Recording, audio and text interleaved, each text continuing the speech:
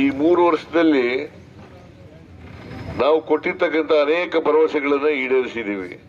ಜೊತೆಗೆ 5 ಗ್ಯಾರಂಟಿಗಳನ್ನು ಕೊಟ್ಟಿದ್ದು.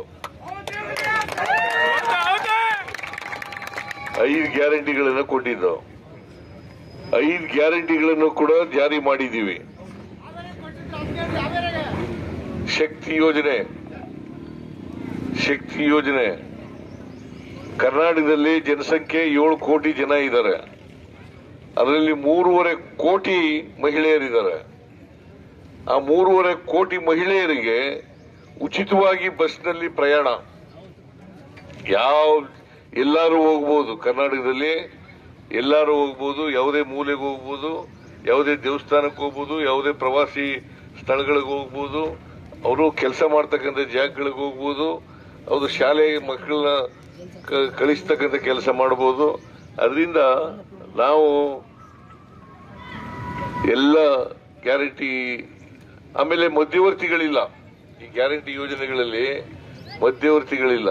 ಶಕ್ತಿ ಯೋಜನೆಯಲ್ಲಿ ಮಧ್ಯವರ್ತಿ ಇಲ್ಲ, ಗೃಹಲಕ್ಷ್ಮಿನಲ್ಲಿ ಮಧ್ಯವರ್ತಿ ಇಲ್ಲ, ಗೃಹ ಜ್ಯೋತಿನಲ್ಲಿ ಮಧ್ಯವರ್ತಿ ಇಲ್ಲ, ಅನ್ನಭಾಗ್ಯದಲ್ಲಿ ಮಧ್ಯವರ್ತಿ ಇಲ್ಲ, ಮತ್ತೆ ಯುವ ನಿಧಿ ಕಾರ್ಯಕ್ರಮ ಇದರಲ್ಲಿ ಮಧ್ಯವರ್ತಿ ಇಲ್ಲ. ನೀವು ಯಾರಿಗೂ 5 ಪೈಸೆ ಕೊಡಬೇಕಾಗಿಲ್ಲ. ಇಲ್ಲಿವರೆಗೆ ನಾವು ಖರ್ಚು ಮಾಡಿರ್ತಕ್ಕಂಥ ಹಣ 24 ಮಾರ್ಚ್ವರೆಗೆ ಖರ್ಚು ಮಾಡಿರ್ತಕ್ಕಂಥ ಹಣ ಗ್ಯಾರಂಟಿ ಯೋಜನೆಗಳಿಗೆ 1,31,000 ಕೋಟಿ. ಬಿಜೆಪಿಯವರು ಅಪಪ್ರಚಾರ ಮಾಡ್ತಾರೆ. ಗ್ಯಾರಂಟಿ ಯೋಜನೆಗಳನ್ನು ಮಾಡಿ ಅಭಿವೃದ್ಧಿ ಕೆಲಸಗಳಿಗೆ ದುಡ್ಡಿಲ್ಲ ಅಂತ ಹೇಳ್ತಕ್ಕಂಥ ಪ್ರಯತ್ನವನ್ನ ಮಾಡ್ತಾ ಇದ್ದಾರೆ. ಆಮೇಲೆ ಸಿದ್ದರಾಮಯ್ಯ ಸಾಲ ಮಾಡಿಬಿಟ್ಟಿದ್ದಾರೆ. ನಾನು ಮೊನ್ನೆ ತಾನೇ ಬಜೆಟ್ ಆಯ್ತು, ಅವ್ರಿಗೆ ಹೇಳಿದೆ ಯಾರು ಸಾಲ ಮಾಡಿರೋರು ಅಂತಕ್ಕಂಥದ್ದನ್ನ. ಮತ್ತೆ ನಾವು ಸಾಲ ಮಾಡಿದ್ರು ಕೂಡ ಮಿತಿ ಒಳಗಡೆನೆ ಮಾಡಿದ್ದೀವಿ. ಫಿಸ್ಕಲ್ ರೆಸ್ಪಾನ್ಸಿಬಿಲಿಟಿ ಆಕ್ಟ್ ಅಂತ 2002ರಲ್ಲಿ ನಾವು ಪಾಸ್ ಮಾಡ್ಕೊಂಡು, ಅದ್ರ ಪ್ರಕಾರ ದೇಶದ ಆಸ್ತಿ ಇದೆಯಲ್ಲ, ರಾಜ್ಯದ ಆಸ್ತಿ GSDP ಅಂತ ಇದೆ. ಆ GSDPಯ 25% ಒಳಗಡೆನೆ ಇರಬೇಕು, 25% ಒಳಗಡೆನೆ ಇರಬೇಕು. ನಾವು ಅಷ್ಟೇ ಇದೀವಿ. ಒಂದು ಸಾಲ ಎಲ್ಲಿ ಮಾಡಿದೀವಿ? ಅತಿಯಾಗಿ ಕಾನೂನು ಒಳಗಡೆನೆ ಮಾಡಿದೀವಿ. ಆದರೂ ಬಿಜೆಪಿಯವರು ನಿನ್ನೆ ಅಶೋಕ ಹೇಳ್ತಾ ಇದ್ದಾರೆ ಸಾಲದ ರಾಮಯ್ಯ. ಹಾಗಾದ್ರೆ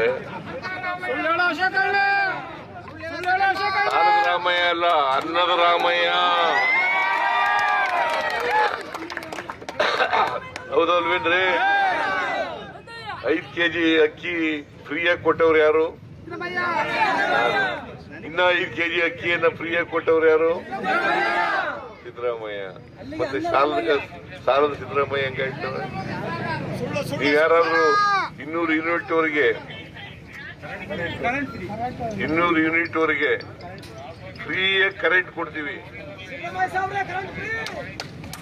200 ಯೂನಿಟ್ ವರೆಗೆ ಕರೆಂಟ್ ಕೊಡ್ತೀವಿ. ಯಾರಾದ್ರೂ ಕರೆಂಟ್ ಬಿಲ್ ಕೊಡ್ತೀರಾ? ಯಾರು ಕರೆಂಟ್ ಬಿಲ್ ಕೊಡಂಗಿಲ್ಲ. ಯಾರಿಗಾರು ಲಂಚ ಕೊಡ್ತೀರಾ? ಯಾರಿಗೂ ಕೊಡಂಗಿಲ್ಲ. ಗೃಹ ಜ್ಯೋತಿ 1,26,00,000 ಜನರಿಗೆ ತಿಂಗಳಿಗೆ 2,000 ರೂಪಾಯಿ ಕೊಡ್ತೀವಿ. ಇದ್ರಲ್ಲಿ ಲಂಚ ಕೊಡ್ತಾರ?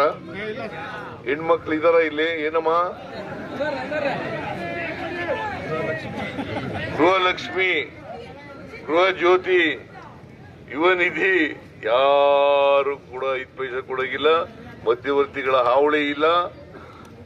ಈಗ ನಮ್ಮಲ್ಲಿ ತಹಸೀಲ್ದಾರ್ ಕಚೇರಿಗೆ ಹೋಗ್ತೇವೆ, ನಾನು ಇದು ಮಾಡಿಸ್ಕೊಡ್ತೀನಿ, ಎಂತದು ಕೆಲಸ ಮಾಡಿಸ್ಕೊಡ್ತೀನಿ, ದುಡ್ಡು ಕೊಡಿ ಅಂತ ವಸೂಲು ಮಾಡ್ಕೊತಾರೆ. ಆತರ ಇದೆಯಾ ಈಗ ಇಲ್ಲಿ? ನಮ್ಮ ಸರ್ಕಾರದಲ್ಲಿ ಯಾವತ್ತೂ ಇಲ್ಲ.